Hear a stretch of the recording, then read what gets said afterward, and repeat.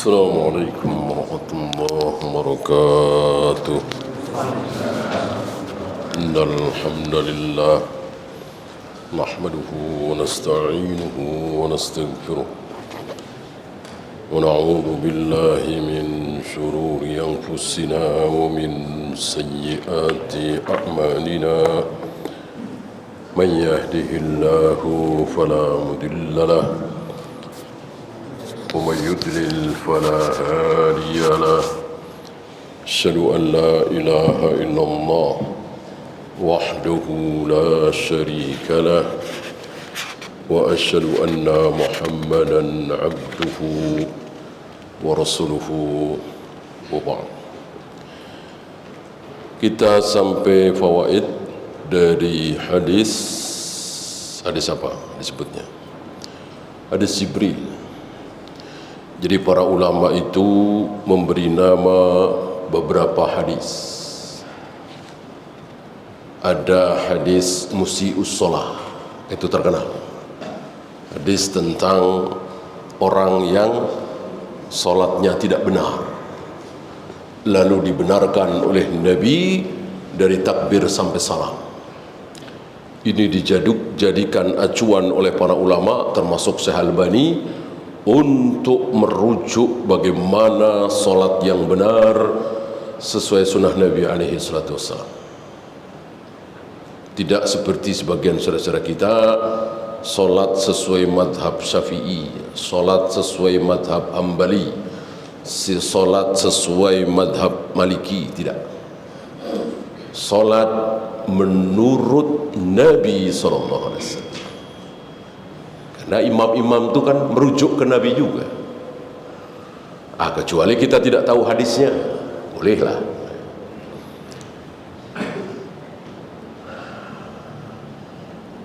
Kemudian ada hadis tentang Dajjal. Kemudian yang sedang kita bahas ini hadis Jibril. Ada hadis Irbad, karena Irbad bin Sariyah kan sedikit sekali meriwayatkan hadis. Maka ketika disebut hadis Irbad, yaitu ketika Nabi berwasiat, para sahabat rata-rata menangis. Disebut hadis Irbad.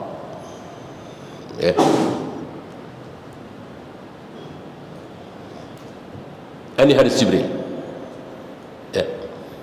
Karena Jibril datang kepada Nabi dengan bentuk orang Arab Badui, berpakaian serba putih, berambut sangat hitam, tersisir rapi, menempelkan kedua dengkulnya ke dengkul Nabi, meletakkan kedua tangannya ke paha Nabi atau ke paha dirinya sendiri, berselisih para ulama. Kemudian bertanya kepada Nabi tentang tiga hal. Apa saja? Islam, iman, ihsan. Masing-masing dijawab oleh Nabi. Kemudian bertanya lagi tentang ciri-ciri hari kiamat. Bertanya dulu kapan hari kiamat. Nabi menjawab, mal mas'ulu anha bi'a'lama minas sa'il. Yang ditanya tidak lebih tahu dari yang bertanya. Artinya sama-sama tidak tahu. Aku yang ditanya, engkau yang bertanya, pasti tidak tahu, hanya Allah yang tahu, karena dirahasiakan oleh Allah. Kemudian Jibril bertanya tentang apa? Ciri-cirinya. Ciri-ciri dekatnya hari kiamat. Dijawablah dengan jawaban ciri-ciri yang umum, bukan yang khusus. Yang khusus kan ada 10. Matahari terbit dari matahari terbit dari barat, Dajjal, Ya'juj Ma'juj, Dapatul Ard, Nabi Isa turun dan seterusnya tidak disebut. Yang disebut yang dua sudah kita bahas. Ya, dari hadis yang cukup panjang ini ada sekitar 18 ya. Sekitar 18 fawaid beliau turunkan. Tentu ini bukan pembatas. Ya. Tentu ini bukan pembatas. Ya. Karena seorang ulama bisa mengeluarkan dari satu hadis itu 5 fawaid. Ulama yang lain 7, ulama yang lain 10, ulama yang lain bisa 20 dan seterusnya. Tentu masih ingat 3 macam tanah. Ya. Ada tanah yang paling jelek, ki'an namanya, tidak bisa menyerap air, mirip-mirip batu, cadas. Yang kedua, tanah yang bagus, ajaib kata Nabi, itu bisa menyerap air, menerima air dari langit. Sebulan kemudian, 3 bulan kemudian, setengah tahun kemudian, setelah hujan nggak turun-turun, manusia butuh air, digali tanah itu ada airnya. Alhamdulillah. Ini tanah yang bagus. Tapi ada yang lebih bagus lagi, yaitu Thaifatun Thayyibah, yaitu tanah yang menyerap air dari langit. Setelah menyerap air dari langit, mengeluarkan air, bukan cuman air. Apa? Masih ingat? Iya. Ada duku, ada rambutan, ada duren, ada padi, ada jagung, ada kurma, ada anggur, delima, dan seterusnya. Itulah ulama yang sanggup mengeluarkan belasan fawaid, puluhan fawaid. Bahkan Imam Syafi'i dalam satu malam dibela-belain tidak salat malam di rumah Imam Ahmad, beliau menemukan 2000-an fawaid dari hadis pendek, ya Aba Umair ma fa'alan Nugair. Wahai Abu Umair, apa yang bisa dilakukan oleh si Nugair, burung kecil. Ini Nabi sabdakan ketika Abu Umair, ada adik dari Anas bin Malik, nangis karena Nugair, burung kecilnya, mati. Ya. Ketika sebagian orang mengkritik para perawi hadis, mengkritik Rasulullah, nggak berani ya. Mengkritik Rasulullah kafir. Siapa yang berani mengkritik Rasulullah kafir. Karena mengkritik Rasulullah berarti mengkritik Allah. Ya kan beliau cuma penyampai. Jujur beliau, nggak menambah, nggak mengurang. Jadi apa yang beliau sampaikan itu semua dari Allah. Dikritik, berarti mengkritik Allah, Tuhan Rabbul Alamin. Apa kalau nggak kafir? Maka yang dikritik, yang meriwayatkan hadis itu ngapain hadis kayak begini diriwayatkan? Masih banyak hadis-hadis yang lain yang besar, yang berguna, yang ada faedahnya. Ini mengecilkan sabda Nabi alaihi salatu wassalam. Karena tidak mungkin Nabi bersabda dan gak ada isinya. Tidak seperti kita. Kita berkoar-koar, teriak-teriak tapi gak ada isinya. Itulah kita. Nabi tidak. Ya. Maka ketika orang-orang mengatakan apa gunanya hadis ini, justru Imam Syafi'i mengeluarkan sekitar 2000-an fawaid. Di sini ada belasan fawaid. Kita sudah baca beberapa kemarin, bahwa para malaikat bisa menampakkan dirinya dalam bentuk manusia. Dalam bentuk manusia. Adapun dalam bentuk asli, jangankan para sahabat, Nabi saja cuma 2 kali melihat Jibril dalam bentuk aslinya, dan gemetar beliau saking takjubnya melihat bagaimana besarnya badan Jibril dalam bentuk asli. Ya.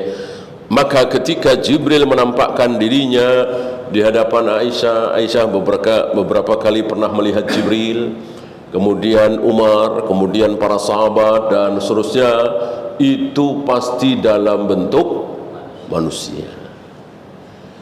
Tidak mungkin dalam bentuk asli, tidak mungkin dalam bentuk hewan, tidak mungkin dalam bentuk benda mati, pohon misalnya, tidak mungkin dalam bentuk jin. Pasti dalam bentuk manusia.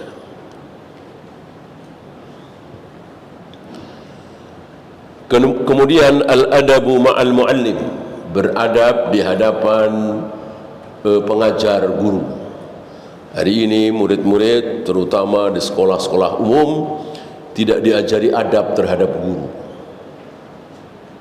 Oleh karena itu banyak merasa telah membayar gitu. Jadi seolah gurunya itu sudah dibayar. Alangkah baiknya kalau murid-murid itu nggak tahu kalau orang tuanya itu membayar, apalagi bayarnya mahal. Kenapa? Banyak yang meluncang, kurang ajar, belagu, seolah terhadap ya gimana, bayar gimana sih? Biasanya ketika kita sudah bayar kan kita merasa merasa sudah beli di atas angin, kadang-kadang nggak sopan gitu. Itu yang terjadi. Dimarahin dikit, dipukul dikit, nggak terima, lapor polisi, waliyadzubillah. Ya, nggak ada adab ini, maka nggak berkah ilmunya. Lihat, ya jangankan sampai nggak terima, lapor polisi, dalam masalah duduk aja luar biasa. Bagaimana Jibril mengajarkan kepada para sahabat duduk yang sangat sopan. Ya, ini sekedar duduk, apalagi pergaulan sehari-hari. Bagaimana memuliakan guru sekarang luar biasa. Sepertinya baru akhir-akhir ini ada seorang murid dibantu oleh orang tuanya melaporkan gurunya. Dulu waktu kita kecil barangkali nggak ada cerita seperti itu.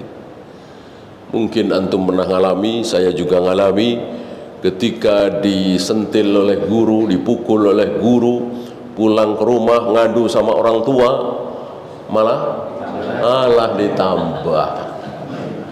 ditambah jadi anak nggak berlagu, yang bukan malah dibelain. Ya, jadi cengeng anak-anak itu gara-gara itu. Ya, diawali dari adab, luar biasa sunnah mengajarkan adab, jauh sekali dari keadaan hari ini. Kemudian jawazut tauriyati, bolehnya bertauriyah. Tauriyah itu seperti bohong tapi tidak bohong, untuk menyembunyikan keasliannya, yaitu dengan mengatakan ya Muhammad. Seandainya Jibril mengucapkan ya Rasulullah, nah ini bukan badui, nggak ada badui memanggil Rasulullah ya Rasulullah. Orang Arab badui, antum tahu badui ya, pernah kita bahas.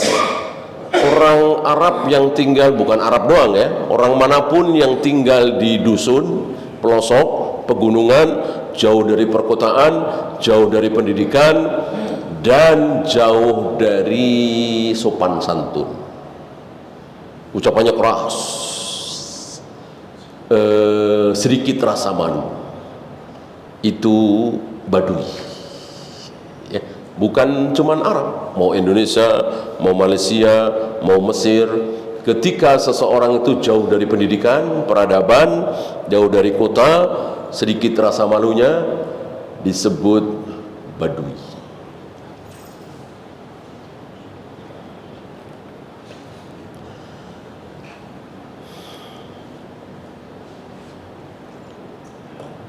Fadlus salati, ini yang sudah ya, 8 ya. Fadlus salati wa annaha muqaddamatun ala ghairiha ba'da syahadatain.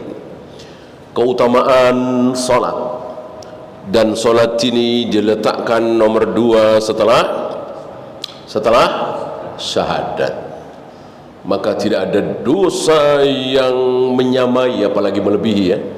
Tidak ada dosa yang menyamai orang meninggalkan sholat. Gak ada. Kecuali syirik. Syirik udah gak ada pembahasan, karena kan bukan orang Islam. Ini Islam maksudnya. Berzina, minum khamar, berjudi, membunuh, korupsi, membantai kedua orang tuanya, membantai keluarganya, kayak apa itu dosanya? Dibanding dengan tidak sholat, masih lebih besar dosa apa? Tidak sholat. Kemarin sudah kita bahas contoh besarnya antara iblis dengan Adam. Iblis dengan Adam, itu contoh gamblangnya. Ya, kita lanjut 9. Masih tentang salat. Al-hathu ala iqamatis salat wa fi'luha qawimatun mustaqimatun wa annaha ruknun min arkanil Islam. Anjuran untuk menegakkan sholat. Jadi bukan sekedar melaksanakan sholat. Ketika seseorang sholat dengan baik benar selama seminggu, apakah sudah melaksanakan sholat? Sudah. Habis itu nggak sholat lagi atau jarang-jarang? Tidak ya. Menegakkan sholat yang dimaksud adalah terus ya. Oleh karena itu Nabi tidak suka ketika orang, ambil contoh, baru masuk Islam atau baru tobatlah atau baru menginjak akil balik, langsung selain 5 waktu, qobliyah, ba'diyah, tahajud, witir, salat sunat, wudhu, tahajud, semuanya di jalan. Nabi nggak suka. Kenapa? Biasanya nggak awet. Biasanya nggak awet. Nanti akan timbul bosan, jenuh. Maka akhirnya nggak tahajud lagi, nggak qobliyah ba'diyah lagi, nggak puasa Senin Kamis lagi, gitu. Karena langsung. Nah, oleh karena itu udah jangan mikir yang lain. Udah 5 waktu aja dulu. Ketika dia baru mau tobat, baru mulai sholat, udah 5 waktu aja dulu. Ketika dia baru saja masuk Islam, udah 5 waktu itu aja dulu. Ketika akil balik ya, anak umur 10 tahun, 11 tahun, 12 tahun, udah tekankan 5 waktu aja dulu. Udah tegak, udah lurus, udah tiap waktu berjamaah di awal waktu. Silakan tambah. Mungkin qobliyah dulu, mungkin ba'diyah dulu, terus nanti tambah lagi salat malam, nanti tambah lagi, terus pelan. Jangan sekaligus. Biasanya tidak awet. Ya. Apa yang lebih disukai oleh Allah ibadah seorang muslim itu? Ma dawamal abdu wa in qalla. Sedikit tapi rutin. Qobliyah ba'diyah rutin, yang lainnya nanti dulu ya. Habis maghrib baca mungkin selembar 2 lembar tapi rutin. Itu yang lebih disukai. Oleh karena itu Nabi nggak suka melakukan satu amalan habis itu ditinggalkan. Nah, para ulama menduga ya, tidak memastikan sih, menduga bahwa atas dasar itulah Nabi tidak pernah meninggalkan sholat 2 rakaat setelah asar sampai beliau wafat. Kan ada riwayat itu. Kan pertanyaan besar kita, emang ada ba'diyah asar? Kan nggak ada. Ba'diyah asar kan nggak ada. Kenapa Nabi sholat 2 rakaat setelah asar sampai meninggal? Apa ini maksudnya? Jawabannya tadi. Jadi waktu itu Nabi nggak sempat sholat ba'diyah zuhur, karena menerima keislaman Abdul Qais.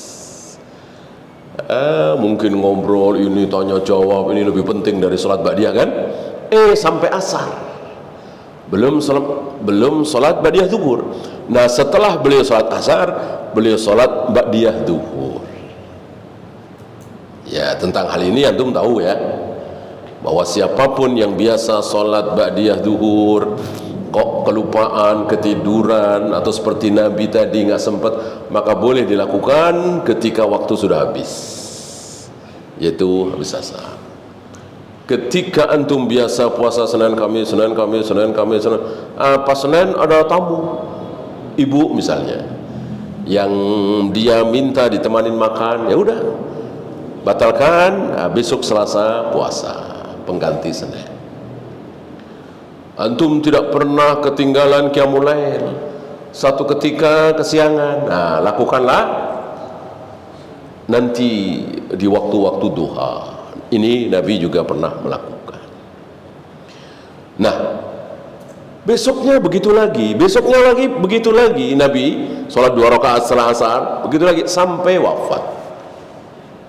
Maka ada riwayat seperti itu. Kenapa? Yaitu tadi, apa yang sudah beliau lakukan, beliau nggak mau ditinggalkan, nggak mau sekali doang, gitu ya.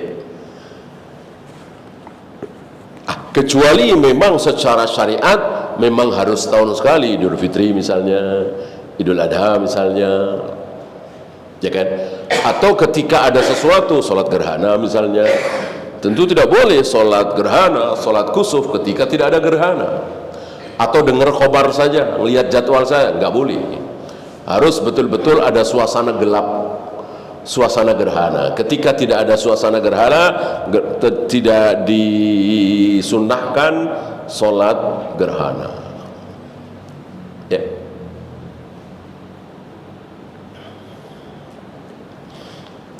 Kemudian syarat rukunnya, syarat-syaratnya, kemudian tentu mengetahui mana yang sunnah, mana yang bid'ah.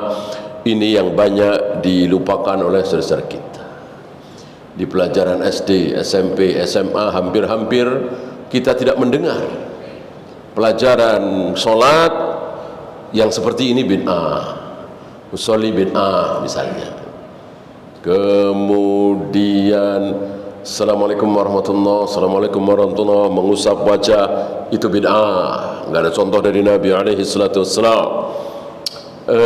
Sepertinya tidak kita dengar kecuali di sekolah-sekolah salaf, sekolah-sekolah sunnah, sekolah umum negeri atau sekolah Islam tapi tidak bermanhaj salaf, tidak diajarkan bahwa usholi bid'ah, ya, dan seterusnya.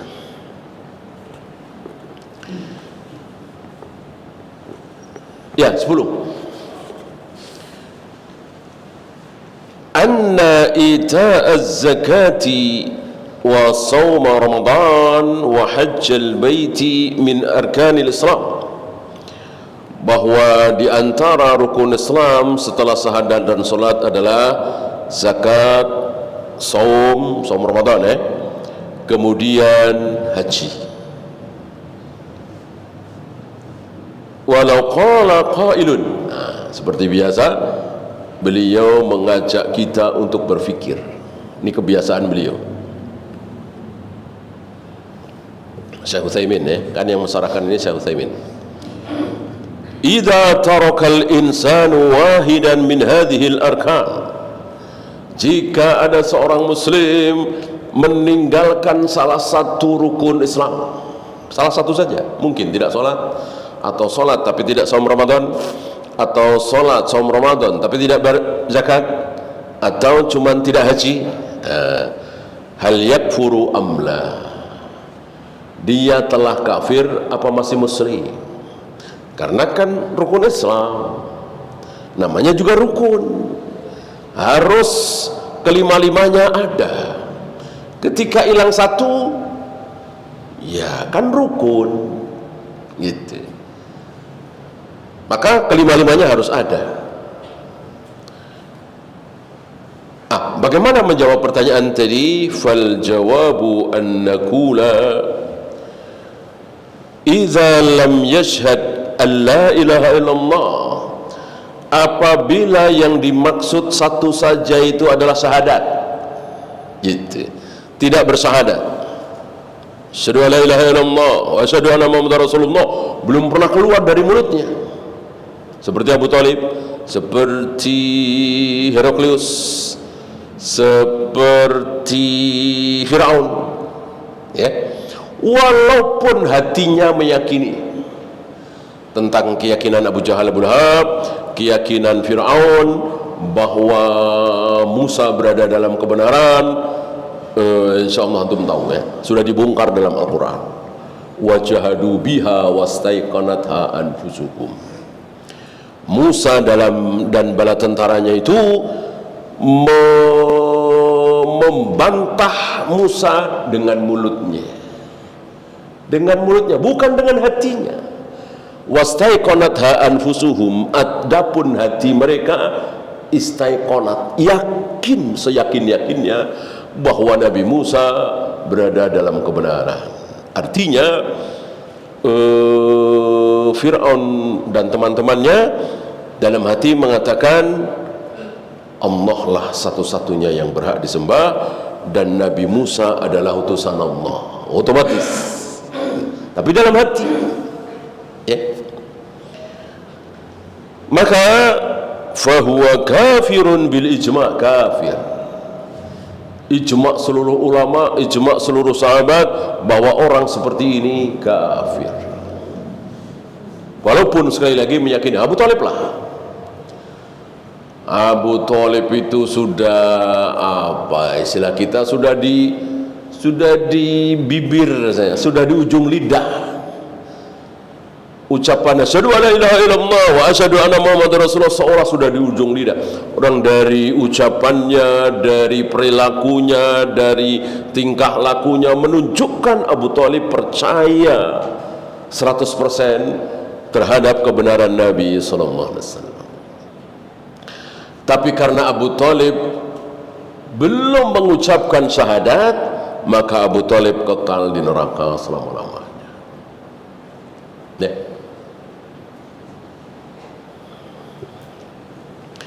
La khilafa fi hadha, dalam hal ini tidak ada khilaf. Kalau satu yang dimaksud adalah syahadat. Amma idza taraka as-salata waz-zakata was-siyama wal-hajja aw wahidan minha fa fi dzalika khilaf. Adapun yang ditinggalkan itu adalah salat atau zakat atau siam Ramadan atau haji atau 2 atau 3 atau 4 tapi bersyahadat, ya, saudara-saudara kita inilah banyak di kiri kanan kita yang tukang cendol, yang tukang beca, yang pedagang ini, insya Allah mereka bersyahadat, pernah bersyahadat, ya, dan mengaku sebagai muslim. Nah, kadang-kadang sholat. Apakah kafir? Fa fi dzalika khilaf. Di sini ada khilaf, ada perbedaan di antara ulama. Fa'anil Imam Ahmad, ambil contoh misalnya Imam Ahmad, beliau mengatakan anna man taraka wahidan minha, barang siapa yang meninggalkan satu saja di antara yang 5 itu, atau yang 4 ya, kalau yang 1 kan udah jelas ya, satu di antara yang 4 ini mungkin sholat, puasa, zakat tapi tidak haji, atau sholat, puasa, haji tapi tidak zakat, atau haji, zakat, saum tapi tidak sholat, ya, pokoknya satu saja. Apa kata beliau? Fahuwa kafirun, sudah kafir. Ini pendapat Imam Ahmad, namanya juga pendapat, ya, pendapat Imam Ahmad, pendapat Imam Syafi'i, bahkan pendapat Abu Bakar, Umar. Tentu bisa benar, bisa salah. Yang pasti benar adalah ucapan Nabi SAW, ijma' para sahabat.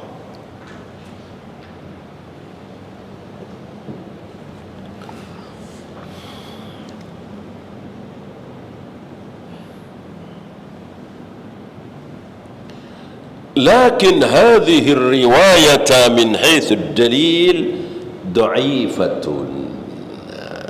Syekh Utsaimin mengatakan ini dhaif. Secara dalil ini dhaif. Dhaif. Ya. Wasawab, yang benar adalah anna hadhihi al-arba'ata la yakfuru tarikuha. 4 hal tadi, solat, puasa, zakat, haji, kalau ditinggalkan tidak kafir. Illa shalah, kecuali solat. Kecuali solat. Jadi Syekh Utsaimin berpendapat, ini berpendapat juga, ini pendapat beliau, pendapat Syekh Utsaimin, tidak zakat tidak kafir, tidak haji tidak kafir, tidak puasa Ramadan walaupun seumur hidup tidak kafir, tidak sholat itu yang kafir. Beliau berpendapat dengan ucapan Abdullah bin Syaqiq yang mengatakan, kana ashabun nabi sallallahu alaihi wasallam la yarawna syai'an minal a'mali tarkuhu kufrun illa salat. Para sahabat Nabi tidak ada yang berpendapat meninggalkan sebuah amal kafir, enggak ada. Para sahabat enggak ada yang berpendapat bahwa meninggalkan amalan baik itu kafir, enggak ada. Kecuali meninggalkan sholat. Berarti untuk meninggalkan sholat kafir, meninggalkan saum, meninggalkan haji, meninggalkan zakat, meninggalkan jihad, meninggalkan kebaikan apapun belum kafir. Yang kafir adalah meninggalkan sholat. Ini pun ada pembahasan lagi. Kalau tidak salah pernah kita bahas waktu itu, ya, yang membantah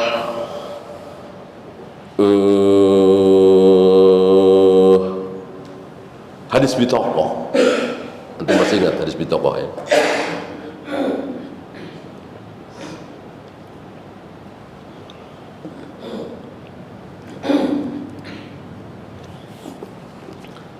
Sahibul bitaqah salat apa tidak? Sahibul bitaqah tidak salat. Ya. Orang enggak ada kebaikan sedikit pun. Ya. Sahibul bitaqah, yang punya bitaqah itu cuman punya syahadat asyhadu an la ilaha illallah wa asyhadu anna muhammadar rasulullah, itu ditulis di bitaqah itu. Bitaqah apa? Bitaqah kartu. Jadi kartu itu tulisannya asyhadu an la ilaha illallah wa asyhadu anna muhammadar rasulullah, dikasih ke dia. Enggak ada yang lain. Ya. Sementara dosanya berapa? 99 gulung. 99 gulung. Satu gulungnya zaman dulu kalau tulisan itu kan digulung ya. Kalau sekarang kan dilipat gitu. Kalau zaman dulu kan digulung. Kalau baca surat itu dibuka gulungannya, kan begitu. Nah, itu ketika mau dibaca tulisan itu dibuka gulungannya. Nah, gulungannya itu dibuka terus sejauh mata memandang. Sejauh mata memandang berapa ratus meter, berapa ribu meter ya. Sejauh mata memandang tentu nggak mungkin 200 meter, 300 meter ya. Lebih sejauh mata memandang. Isinya apa? Isinya dosa semua. Ya, berzina, minum khamar, berjudi, menipu, korupsi, tanggal ini, bulan ini, tahun ini. Bukan cuma segulung, tapi 99. Berarti sholat apa tidak dia? Ya jelas tidak. Sampai dia mengatakan, apa arti satu kartu ini bagiku ya Allah dibanding dengan 99 gulung dosaku itu. Aku satu kartu begini. Allah Maha Pengampun, Allah Maha Penyayang, Allah Maha Penerima Taubat, Allah terima, Allah ampuni dia. Mungkinkah orang kafir diampuni? Adakah orang kafir yang diampuni oleh Allah? Ya enggak ada lah. Yang diampuni itu muslim. Orang kafir mana diampuni? Mati kafir nih, lalu diampuni? Enggak ada cerita. Semua orang kafir kekal di neraka selama-lamanya. Tidak ada hisab. Enggak ada hisab bagi orang kafir, kecuali hisab keburukan. Hisab kebaikan tidak. Pernah sedekah misalnya, pernah merawat ibunya 5 tahun misalnya, kan amal yang mulia sekali itu. Pernah punya anak asuh 100, nggak ada hisab, nggak ada catatan, nggak ada timbangan kebaikan. Nah, tegaklah pendapat Imam Syafi'i, Syahalbani dan lain-lain yang mengatakan bahwa tidak sholat belum kafir, asal dia masih meyakini bahwa sholat itu wajib. Kalau dia meyakini dan mengatakan sholat nggak wajib, nggak perlu, ya nggak usah sholat lah. Haji nggak perlu, nggak wajib, kafir. Nggak usah haji lah, jilbab nggak wajib, nggak usah pakai jilbab, itu nggak wajib, ya kafir. Menghalalkan yang haram, mengharamkan yang halal, kafir.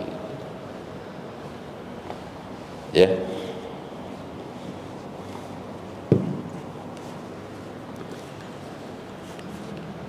Wa kadza law ankara wujubaha.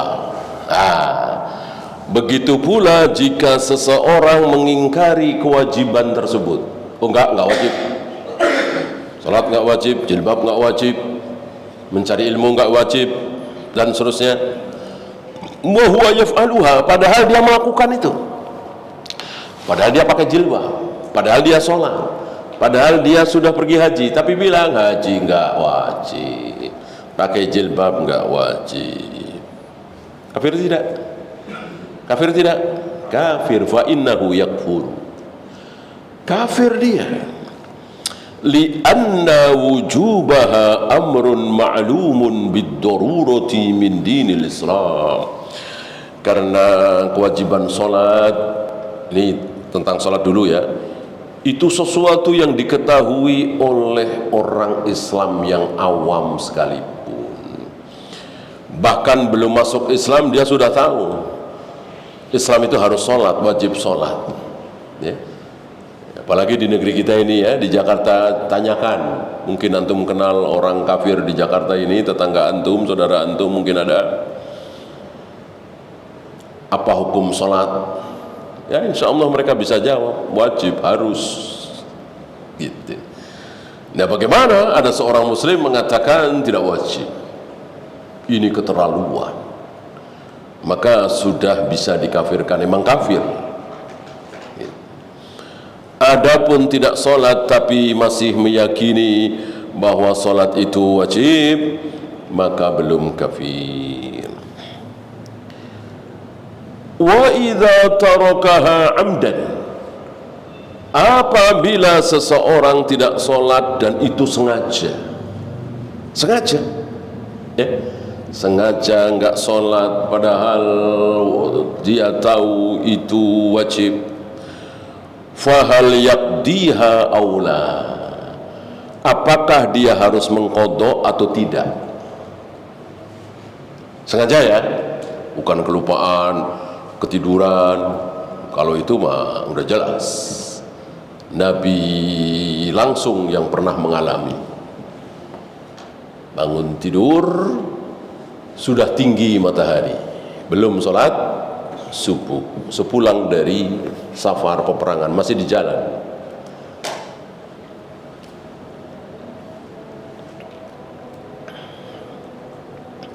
Beliau sholat, gitu. Ya ketiduran, lupa dan seterusnya. Nah masalahnya di sini nggak lupa, nggak ketiduran, nggak macet, nggak ada kebakaran, nggak ada gempa, nggak ada apa-apa lah. Dia sengaja karena malas. Apakah diqadha? dilakukan ketika waktu sholat itu sudah lewat, atau mungkin seminggu kemudian, atau mungkin sebulan kemudian, atau mungkin sekarang ini padahal meninggalkan sholatnya dulu waktu masih muda, setahun misalnya ya.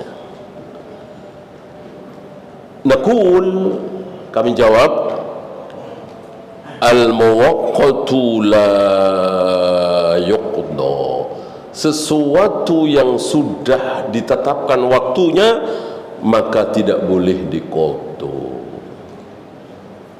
ya, kecuali tidak ditentukan waktunya. Haji misalnya, haji mau tahun berapa saja kan boleh ya kan. Jangan kalian haji kalau sudah lewat umur 60 tahun, nggak ada begitu kan. Kalau sudah lewat umur 90 tahun, nggak ada begitu kan. Nah, adapun sholat sudah ditentukan waktunya, saum sudah ditentukan waktunya, Ramadan itu, maka tidak boleh diqadha, nggak usah diqadha. Lau taraqas salata hatta kharaja waqtuha bila udhrin kulna la taqdiha, maka jika engkau tidak sholat dengan sengaja karena malas, menyepelekan, bukan karena kelupaan, sakit dan seterusnya, lalu waktunya habis, tidak usah diqadha ya. Li'annahu law qadaha lam tanfa'hu, nggak ada manfaatnya, kata beliau, tidak ada manfaatnya gitu ya. Maka cukup bertaubat saja ya. Silakan adzan dulu. Sallallahu ala Muhammadin sallallahu alaihi wasallam, wa akhiru da'wana alhamdulillahi rabbil alamin.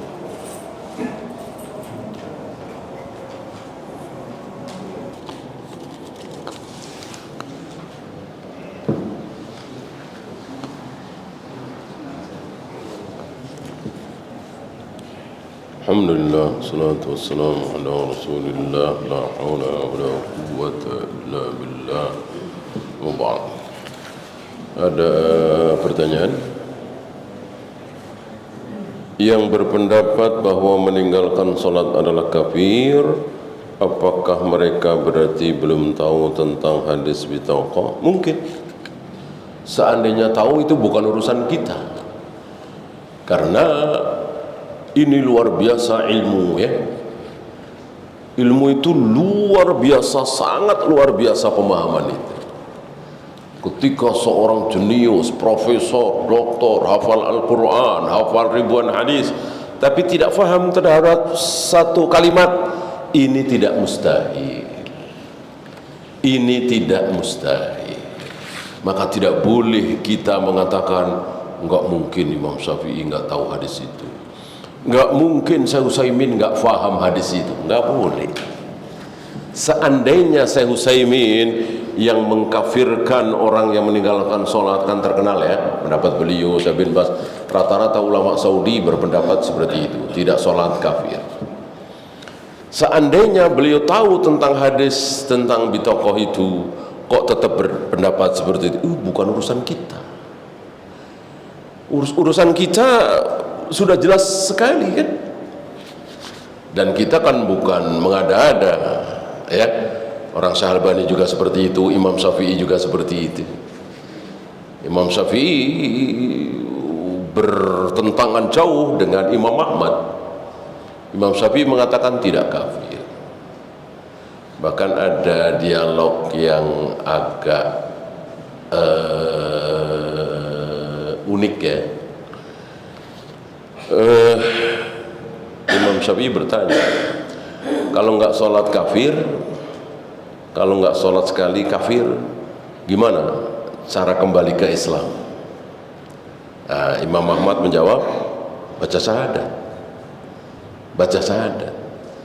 Kata Imam Syafi'i, udah baca syahadat, udah dari kemarin dulu baca syahadat, ya, masuk baca syahadat lagi, udah baca syahadat.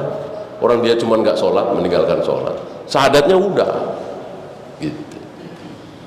Nah, sepertinya Imam Ahmad merasa salah ya, Maka diralat jawabannya. Kalau begitu sholat. Cara masuk Islamnya sholat. Kan kafir tuh nggak sholat. Cara masuk Islamnya sholat. Kata Imam Syafi'i, ya nggak sah. Nggak sah kan? Masa orang kafir sholat? Orang kafir sholat nggak sah. Gitu. Ya artinya ini luar biasa. Ya? Oh, daya nalar Imam Syafi'i itu luar biasa. Sangat luar biasa. Artinya pertanyaan ini untuk mendukung kekuatan hujah beliau bahwa tidak sholat belum kafir, asal masih mengakui bahwa sholat itu wajib. Ketika beraktivitas sehingga berkeringat banyak dan mengeluarkan aroma yang kurang sedap dari badan, apakah tetap sholat jamaah? Ya jangankan, ya bau keringat kan nggak enak, bau ketek segala macamnya. Itu para sahabat cuman makan bawang, padahal makan bawang kan bisa mingkem ya kan? Nah, biar nggak bau mingkem, atau bibirnya di apalah minyak wangi apa. Kata Nabi jangan. Kalau habis makan bawang nggak usah ikut sholat berjamaah di masjid. Kalau ini dipegang teguh oleh kaum muslimin, insya Allah di masjid itu wangi, nyaman. Kan sering kita sholat berjamaah nggak nyaman, bau keringat, bau rokok, bau apek, bau ini, bau itu. Karena tidak mengamalkan sabda Nabi Sallallahu Alaihi Wasallam.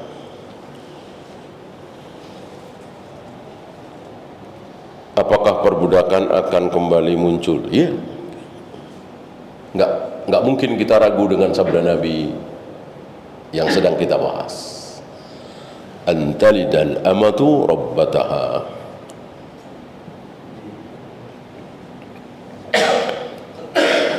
Jadi begini, jangan ragu terhadap ayat dan hadis hanya karena melihat kondisi saat ini.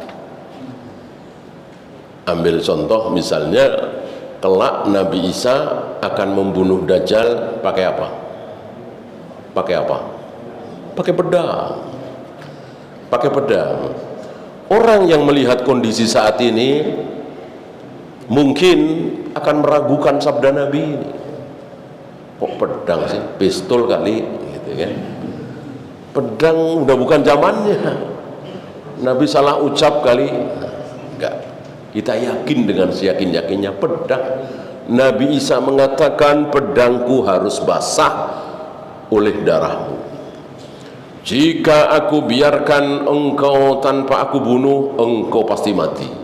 Karena ketika Dajjal melihat Nabi Isa, maka badan Dajjal menjadi seperti garam yang dimasukkan ke air, meleleh. Jadi diamin pasti mati.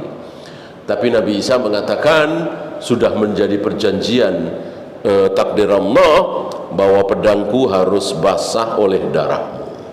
Ya, disabetkan, ditusukkan. Ya. Bahkan para ilmuwan sendiri yang mengatakan bahwa pistol, senapan, bom, pesawat, mobil nanti semua hancur semua. Hancur semua pada saat itu, kata mereka sendiri ya, melihat dari teori begini, apalagi perang nuklir terjadi gitu ya. Hancur semua.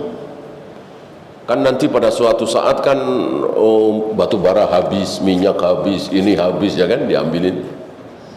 Dari mana coba? Maka semakin yakin kita dengan sabda Nabi alaihi salatu wassalam. Ketika seorang muadzin qomat tapi tidak minta izin dulu kepada imam, apakah berdosa? Iya, salah dalam agama, ya berdosa. Wajib bagi muadzin untuk minta izin kepada imam. Ya minimal dia tahu bahwa imam sudah siap, baru dia qomat.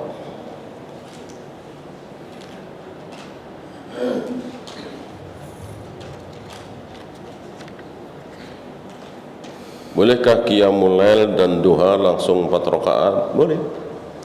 4 rakaat boleh, 2 rakaat boleh, bahkan 6 rakaat, 8 rakaat pernah dicontohkan oleh Nabi alaihi salatu wassalam. Apakah Abu Umair tadi termasuk sahabat? Iya. Para ulama membatasi 4 tahun ya. Membatasi 4 tahun. Saya tidak tahu apakah Abu Umair waktu bertemu dengan Nabi sudah 4 tahun atau belum. Syarat dikatakan sahabat adalah bertemu dengan Nabi. Apakah harus bertatap muka? Melihat wajah Nabi. Bahwa Nabi tidak melihat wajah dia, nggak masalah. Yang penting dia pernah melihat wajah Nabi. Apa sehari, apa setengah hari, sudah dikatakan sahabat. Wajah beliau yang mulia menjadikan orang lain yang menatap wajah beliau ikut menjadi mulia, asal beriman. Asal beriman. Kalau tidak beriman seperti Abu Jahal, Abu Lahab, Abu Talib, ya tentu tetap kekal di neraka selama-lamanya. Berdoa dengan menyebut nama Allah untuk minta dunia, Allah tidak suka. Bagaimana dengan Al-Ghani Al-Mughni? Pertama, bahwa jangan mengira bahwa Al-Ghani Al-Mughni ini berhubungan hanya dengan harta. Berapa banyak orang yang hartanya pas-pasan tapi dia Al-Ghani, merasa kaya. Kenapa? Dia tidak merasa butuh punya ini, dia tidak butuh ini, dia tidak butuh ini. Apa yang dia miliki, walaupun cuman sepeda tua, tapi dia nggak pengen yang lain. Lagian dia nggak pernah kemana-mana. Dia habiskan waktunya untuk ngajar di madrasah, nggak jauh dari rumahnya, sholat bersama anak istrinya situ. Dia sudah bahagia sekali. Kan banyak seperti di pelosok-pelosok kampung seperti itu. Ini sudah bisa dikatakan goal. Yang kedua, kalau memang terpaksa memohon dunia dengan menyebut nama Allah, sertakan akhirat. Sertakan akhirat. Jadi jangan minta kaya titik, enggak. Ya Allah, berikanlah kekayaan dan selamatkan aku dari siksa neraka, masukkan aku ke dalam surga. Jadi kebaikan akhirat dibawa juga. Jangan hanya berdoa kebaikan dunia. Wallahu a'lam. Habis? Ya. Sebagian orang yang mengatakan bahwa sholat berjamaah bagi laki-laki di masjid itu tidak wajib. Itu bagaimana? Iya, namanya berpendapat kan, bisa benar bisa salah. Nggak usah orang awam, ulama pun ada yang berpendapat seperti itu. Tapi apa iya kita pegangi ucapan seorang ulama, taruhlah Imam Syafi'i, Imam Bukhari, sementara Nabi mengatakan fa uharriqu alaihim buyutahum, akan aku bakar rumah-rumah orang yang tidak mau ikut salat berjamaah. Apa iya tidak wajib sampai Nabi mau bakar? Ya.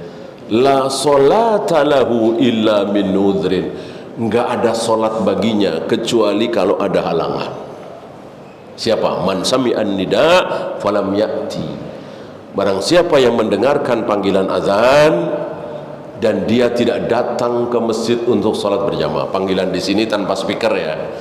Kalau speaker ya sekarang bisa sekilo 2 kilo ya. Ya seperti patokannya zaman Nabi. Kok dengar? Ya paling 100 meter, 80 meter, 70 meter. Tidak ada sholat. Karena mungkin tidak wajib sampai Nabi mengatakan gak ada sholat baginya.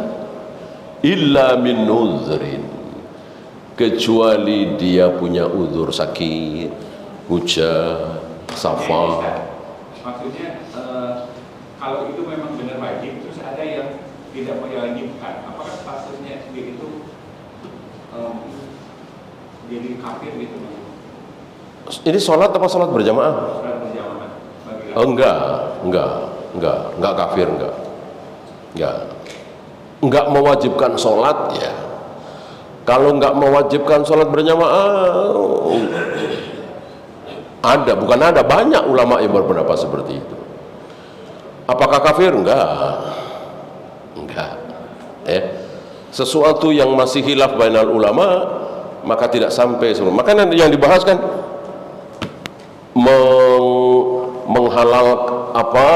mengatakan sholat tidak wajib, gitu. Maka ketika mengatakan jenggot tidak wajib, ya nanti dulu. Kan banyak subhat ya kan. Kalau sholat wajib, saya kira nggak ada subhat. Siapa sih orang bodoh mana sih yang nggak tahu? Oh wajib ya sholatnya, atau babi ya. Atau babi, ya makan babi haram. Oh haram ya. Saya kira nggak ada ya. Sebodoh-bodoh seorang muslim tahu kalau babi itu haram. Maka ketika ada orang yang mengatakan babi halal, udah ya. Beda dengan hukum-hukum yang maklumun bid-darurah. Yang tadi itu maklumun bid-darurah, orang awam pun pasti tahu ya. Jadi bedakan ya. Adapun kita meyakini bahwa sholat berjamaah wajib, ya jelas. Tapi tidak boleh mengkafirkan orang yang mengatakan sholat berjamaah tidak wajib. Wallahu a'lam. Ya. Mengenai kunut subuh, bagaimana sikap kita apabila makmum di belakang imam yang kunut subuh? Kita ikut angkat tangan kunut apa diam aja? Diam aja lah. Masa bid'ah kita ikuti? Bid'ah nggak boleh kita ikuti. Adapun posisi kita tetap berdiri i'tidal, tidak menyalahi imam. Jangan angkat tangan. Kalau kita langsung sujud, itu menyalahi imam. Imam posisinya i'tidal, kita tetap i'tidal.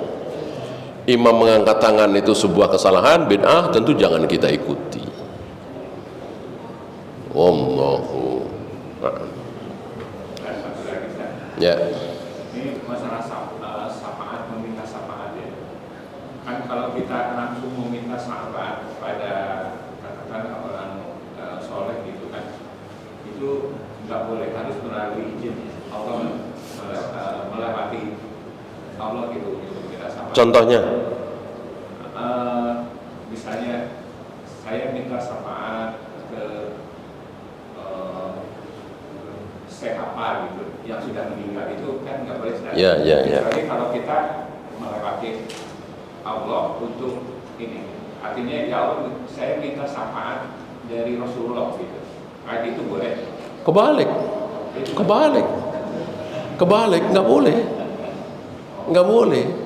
Kita datang ke Rasulullah, ya Rasulullah, mohon syafaatmu, doakan kami, doakan aku. Ya tentu Rasulullah masih hidup. Atau nanti di padang mahsyar kan orang berbondong-bondong ke beliau, memohon kepada beliau supaya beliau memohon kepada Allah agar Allah segera memutuskan mengadili yang beliau sujud lama itu. Jangan dibalik ya. Jadi syafaat Rasul jangan kita minta. Satu lagi Ustaz, jadi kalau kita kan Quran itu kalamullah ya, bukan makhluk. Kalau kita minta syafaat ke Quran itu juga nggak boleh. Dengan membaca Al-Quran udah otomatis, dengan mengamalkan Al-Quran udah otomatis. Ya. Tidak. Artinya begini, ketika kita sudah berhadapan dengan Allah, itu jangan nyebut-nyebut yang lain. Gitu. Ya Allah turunkan hujan, ya Allah selamatkan aku dari neraka, ya Allah masukkan aku ke dalam surga. Udah. Nggak usah menyebut-nyebut Rasulullah, Jibril, Mikail, enggak. Karena kita sedang berhadapan dengan Allah. Ya. Kecuali kita berhadapan dengan Rasulullah. Waktu itu siapa misalnya Abu Bakar, ya. Mohon doakan ya Rasul supaya aku dipersilahkan masuk surga dari pintu mana saja. Nabi langsung menjawab, arju an takuna minhum, aku berharap engkau termasuk. Nah, hari ini Rasul sudah wafat. Ketika kita berhadapan dengan Allah, memohon kepada Allah, cukup antara kita dengan Allah, jangan bawa-bawa nama lain. Kenapa? Karena siapapun di hadapan Allah kecil sekecil-kecilnya, gak ada yang besar. Jibril, Mikail, Rasulullah, Ibrahim, Ismail, semuanya kecil di hadapan Allah. Wallahu a'lam. Ya, habis kita akhiri. Subhanallahumma bihamdika asyhadu an la ilaha illa anta astaghfiruka wa atubu ilaik. Assalamualaikum warahmatullahi wabarakatuh.